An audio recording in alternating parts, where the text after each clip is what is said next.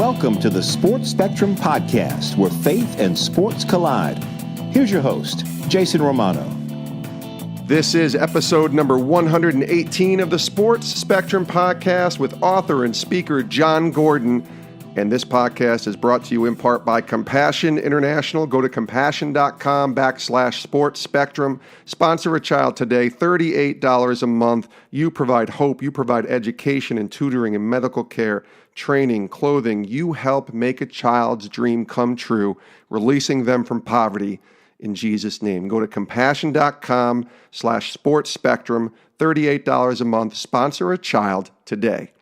Today's guest on the podcast is Jon Gordon. You know him as the author of The Energy Bus and The Carpenter and Training Camp and 15 other books. Jon is a renowned author. Millions of people have purchased his books and millions of people have watched him speak and give keynote addresses all across the country, all across the world. And we're just grateful and thankful to have Jon back here on the podcast. His latest book is called The Power of a Positive Team. Now, his previous book before that was called The Power of a Positive Leader. Now we're at The Power of a Positive Team, and some people have called this book Jon's masterpiece.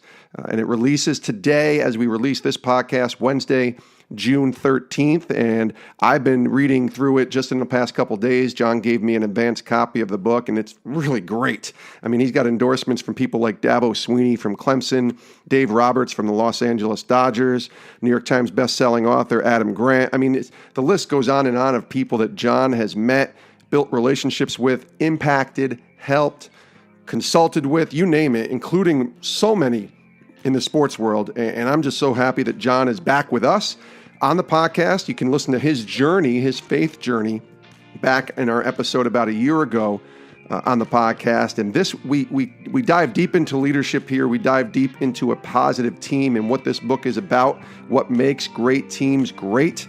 And I think you really enjoy this. So let's get right to it. Without further ado, here he is, author and speaker, Jon Gordon, joining us here on the Sports Spectrum Podcast.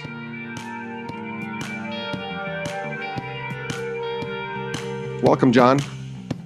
Hey, great to be with you, Jason. It's good to have you back on the podcast. We've only had a few repeat guests thus far, and I'm excited because I love what your newest book, your latest book, releasing today as we release this podcast, Wednesday, June 13th, The Power of a Positive Team. So why write this book right now? Well, because no one creates success alone. We all need a team to be successful, and I wrote The Power of Positive Leadership, and that was for leaders. I also wrote You Win in the Locker Room First with Mike Smith, which is about building your team. But I wanted to write a book that teams could read together. I didn't see many books out there where a team could read it together and say, okay, this is what we need to do to be a great team. It's usually written for the leader, but this is meant for teams to read together, to go through the framework and say, okay, if we follow this framework and this process, we're going to be a stronger, more cohesive, positive team. And this is everything I've learned over the past number of years working with all the teams I've had the opportunity to work with. And so it's pretty much everything I've learned from all these great teams about what makes great teams great. Yeah, team obviously is the essence, what you just saw with like the Golden State Warriors winning the NBA Finals. It's all about the team. Yes, they assembled a team, but it was still about the team coming together. You saw it, I know, firsthand with the Dodgers last year, coming up one game short of winning the World Series, the National League champions, and guys like Dave Roberts, who you work with there. Why is it so important to have the right sort of culture and the right leader in place to help formulate what makes a great team? Well, a leader like Dave Roberts sets the tone. He gets people to connect. And when you have a connected team, you have a committed team. So it's the leader's job to create an environment where the leadership connects with the team members. But then you have to create an environment and foster the connections amongst the team members. Brad Stevens has done an incredible job of that with the Celtics. We see an example, during this season, what they've done, how he did it. I remember talking to Brad a few years ago, and I said, hey, Brad, do NBA players want a relationship with their coach? Because a lot of the old guard coaches was saying, you know what, Jon, they're NBA players. They could care less about talking to their coach. Brad said, yes, they do. It's about taking the time to invest in a relationship with them because they really do want a relationship with you. A lot of the old guard coaches just don't want to make time. But guys like Brad Stevens, they make the time, they create the connection, and then they foster that relationship amongst the team members. Steve Kerr does the same thing, right? We see what he's done with Golden State, taking a bunch of superstars, getting them play together. Now, the coach leads the way, but you must also have team members who are selfless like that, who are willing to put the team first, who put we before me. Dave Roberts did that with the Dodgers. Okay, we've gone to the playoffs, but we always seem to lose in the first round. How do we become a stronger team? Well, we have to become a connected team. So he really created an environment where those guys now connected to each other, and then they became a real team. We saw that play out, making it to the World Series, going to Game 7. Astros, another connected team, very strong connection, a great coach, great manager who led the way and did the same thing Dave Roberts does. They really lead in many ways very similarly. So that's why they're both great managers. So I see it over and over again. Sean McVay as well with the Rams. Same thing. Fosters an environment, creates connection. We before me. That team becomes stronger, more cohesive, and they have better success overcoming adversity and challenges to really accomplish amazing things. Yeah, you worked with the Rams this year too, prior to last season, I should say. And then, Sean wins Coach of the Year, and the Rams, kind of become the surprise team and play so well. What did you see in him? Such a young guy, a young head coach, which is very rare in the NFL, and the type of leadership that he had to help lead his team. Well, yeah, he was 31 at the time. I remember just getting together and going, wow, this guy is incredible. His leadership is off the charts. I couldn't believe how sharp, how knowledgeable, and how an incredible leader he was at such a young age. So I watched as he really worked to build his team and develop the culture he wanted on that team. And also he's the kind of guy that is brilliant and so good at what he does. He earns your respect that way. They know this guy is sharp. He knows how to coach. He knows X and O's.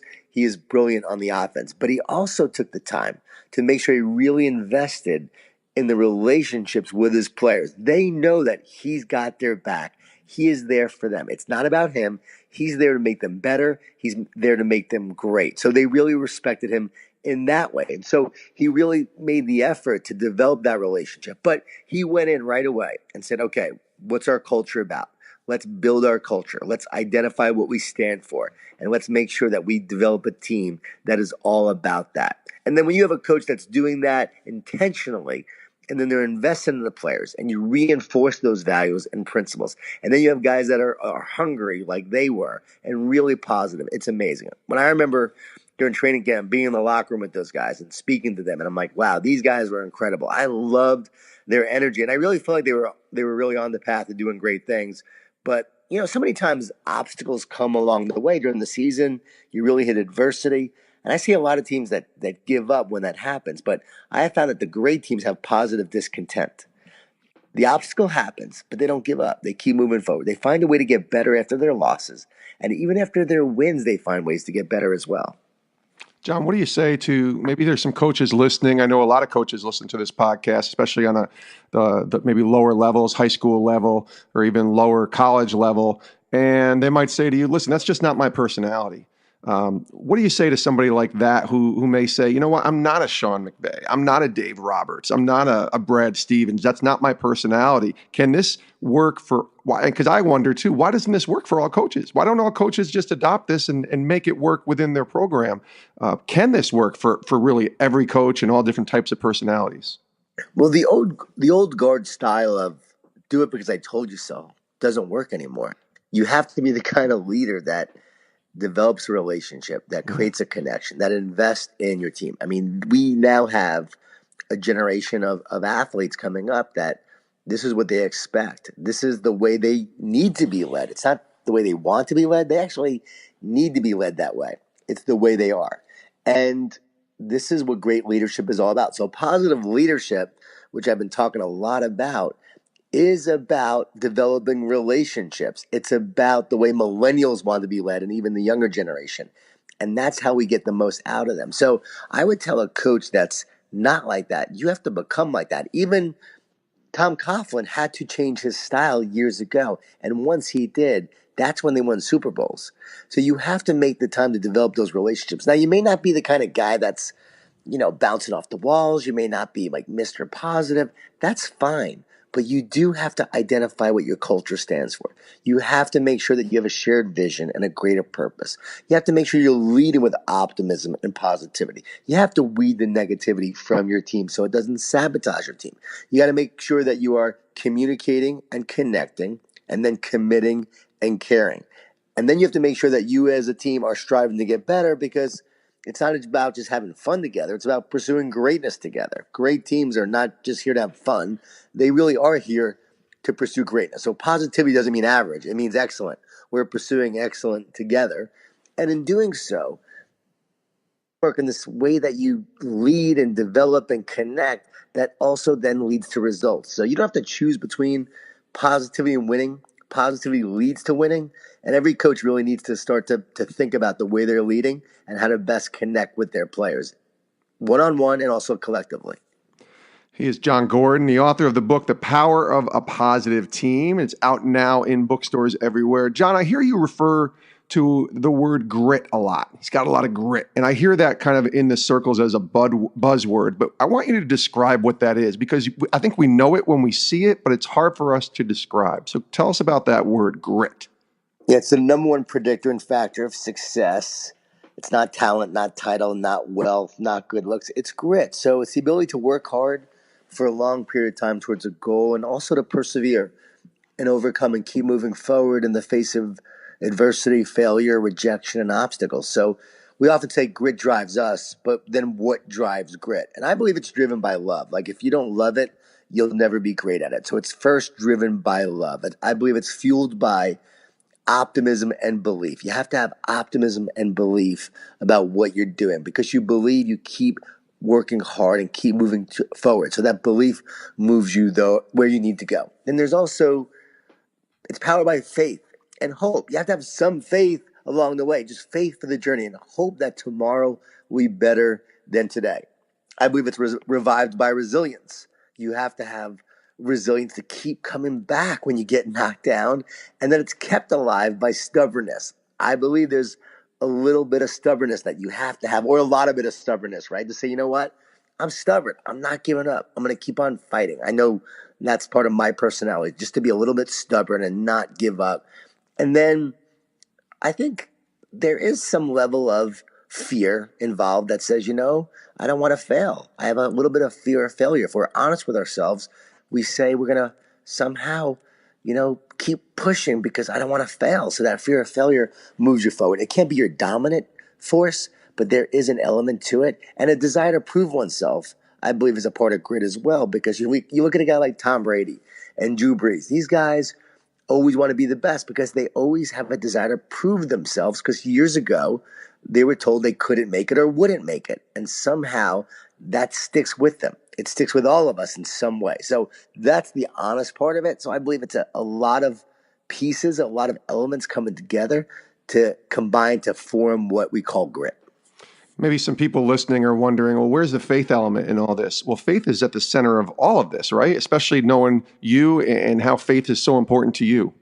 Yeah, well, first it's love, right? So love drives grit. We are called to love. God calls us to love. And then the love that we have for what we do, the love of others. If you love your team, you will not quit on them. So when you love someone, you don't quit on them. That causes what I call relationship grit. And then faith. Yes, I mean, trusting in yourself, believing in yourself will only take you so far. Ultimately, to me, my grit comes from just believing that God has a plan for my life, that I can trust God with that plan. And my job is to show up every day and work hard. But I have hope, not just in me, or not hope just in the future, but I have hope in God, that God has a plan, that I have a Savior that has saved me, that loves me, that redeems me, restores me, and then powers me to do what I'm called to do. And so I just need to show up every day and take one step at a time and move forward one step at a time. And that God will direct my steps and God will show me the way. I think ultimately, when you have that faith and that belief, you don't give up. And if you do give up, it's because God says there's something else for you, and you know that, okay, I need to quit this because there's something else for me. And so for me, it's about really trusting in God, and that's what drives the ultimate grit. The book is called The Power of a Positive Team. It is out now. I know you tweeted today, John, how somebody sent you a compliment calling it your masterpiece. Well, that alone, and I know from your other 17 books how impactful they've been, The Energy Bus and certainly others, that's quite the saying. So I'm looking forward to really diving into it even deeper. I was checking it out on the plane when you and I just recently saw each other. I want to spend just the last couple minutes here. One of my favorite books from you, I've said this on the podcast the last time we spoke, is The Carpenter and the character J. Emmanuel, which I don't know why, John, it took me the third time until I got what J. Emmanuel meant, obviously. But finally I got it. It took me a couple seconds, but I loved that he asks a few questions to Michael, the character in The Carpenter, and I thought it would be fun to turn those questions around a little bit and ask them to you.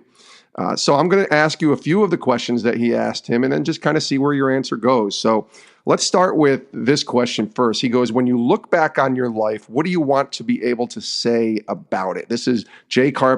Emmanuel asking Michael this question in The Carpenter. So I'm asking you, John, when you look back at your life, what do you want to be able to say about it?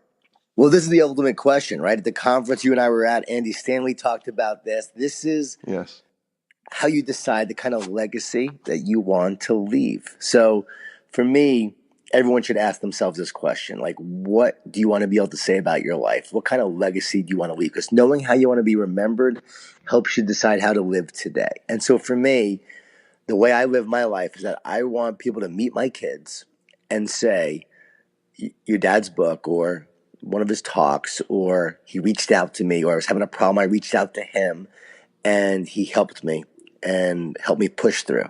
I want people to be able to say that I was there for them, I served them, I helped them, I cared about them, and I brought them hopefully closer to God and made a difference in their life in some way. So that's how I live my life, with the end in mind, knowing it's not about me, but about how can I make a difference in their life. So I joke I want to have a great funeral. At my funeral, hopefully people will be able to tell stories, and those stories will be great stories of hopefully impact.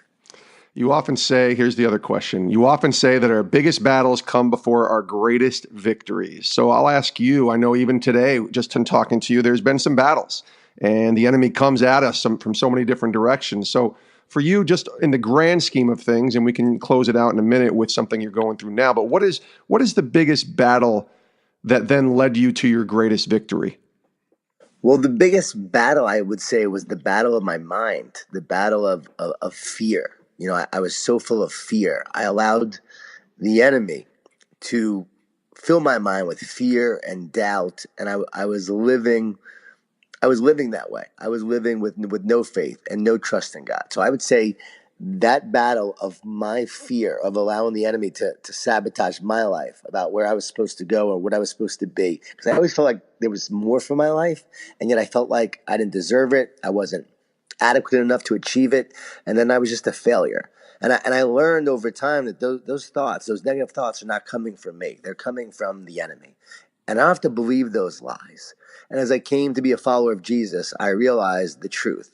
And I started to live that truth. And so that battle of the mind, that battle for my soul between good and evil, love and hate, darkness and light, I found that light in Jesus. And now I'd say my ultimate victory is, doing his work and sharing the message with others. I would say at the Daniel conference, the Daniel Summit, just being there and be able to share the message of Jesus and the hope of Jesus was one of my most special moments in my life, to be honest. That was truly a special moment to be able to come full circle and share that with a group of people who are in sports, who are people of faith, and yet be able to share that with them.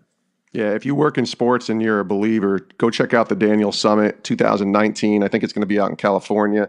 We just came back, John and I both, from that, and it was fantastic. It was a powerful day and a half conference that cannot be missed if you loved the Lord and work in sports. All right, let's end it with this. We asked you this last year. I think everything changes. Seasons of life change and answers change on this. So what are you learning from God now, John? After everything that you've been through, and now the power of a positive team is out for people to read this season of life. What are you learning from the Lord?